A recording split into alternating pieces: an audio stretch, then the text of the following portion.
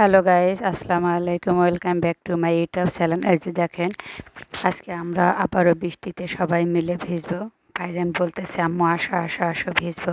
আমিও বৃষ্টিতে ভেজার জন্য প্রস্তুতি নিয়ে আসতেছি। বলতেছি দাঁড়াও আমার হাতের কাজটা শেষ করি। এখানে ওরা বাবা ছেলে বৃষ্টিতে জুতা রেখে গেছে। ভাইজান মূলত মাদ্রাসা থেকে আসলো, এখন আমাকে ডাকতেছে। আমিও দৌড়াচ্ছি বৃষ্টিতে ভেজার জন্য। অনেকটা বৃষ্টি হচ্ছে মুষলধারে। দেখেন, আমি সঙ্গে করে ছাতা নিয়ে আসছি যাতে আমার ফোনটা ভিজে না যায়। ছেলে বলতেছে আম্মু ছাতা নিচ্ছ কেন, আমাকে একটু দাও। বৃষ্টির পানি একদম বরফের মতন হয়। ভাইজান দেখেন বৃষ্টিতে কাঁপতেছে আর হাসতেছে, বলতেছে আম্মু অনেক মজা বৃষ্টিতে ভেজা।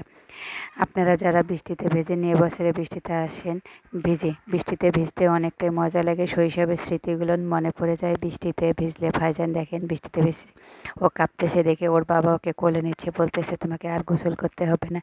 ওকে নিয়ে চলে যাচ্ছে। দেখেন, আমি বলতেছি দাঁড়াও ওকে গোসল করাবো। শৈশবের স্মৃতিগুলো আসলে অনেক মধুর হয়। আমরা ছোটোবেলায় এভাবে গোসল করতাম, আমাদের মারাও আমাদেরকে অনেক ডাকতো বকতো। কিন্তু এখনকার এই জেনারেশনের ছেলেমেয়েরা বৃষ্টিতে ভিজতেছে না, কারণ আমরা শহরে থাকি। তো শহরের কালচার সব কিছু আমাদের মেনে চলতে হয়। কিন্তু আসলে বৃষ্টিটা যে একটা কী জিনিস সেটা আমরা না ভিজলেই বুঝতাম না। সবাই ভালো থাকবেন, সুস্থ থাকবেন। আল্লাহ হাফেজ।